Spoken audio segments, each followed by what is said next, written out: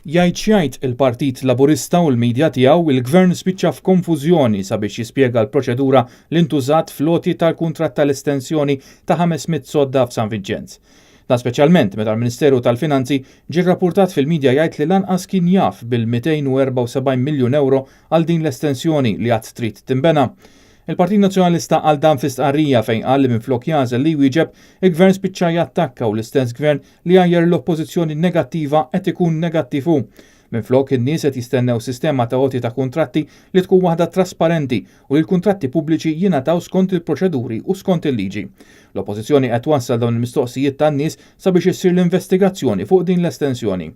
Għalhekk l-Oppożizzjoni tkompli l-istqarrija qed titlob lill-Awditur Ġenerali jinvestiga l-għoti ta' dan il-kuntratt għaliex jeħtieġ li tiġi kkjarifikata l-proċedura li l-Gvern uża u jekk mexiex skont il-liġi u dan b'rispett sħiħ lejn it-trasparenza u l-governanza tajba.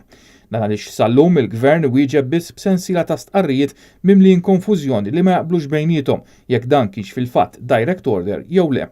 L-Oppożizzjoni qalet li ma tikkritikax il-kontratturi jew in-negozjanti iżda trid li jibqgħu ikabru l-investiment u l-ekonomija iżda se tibqa' tkun viġilanti fuq il-ħidma kollha tal-Gvern u fejn ikun hemm it-tgerfix se tibqa' titlob lill-awtoritajiet sabiex jinvestigaw.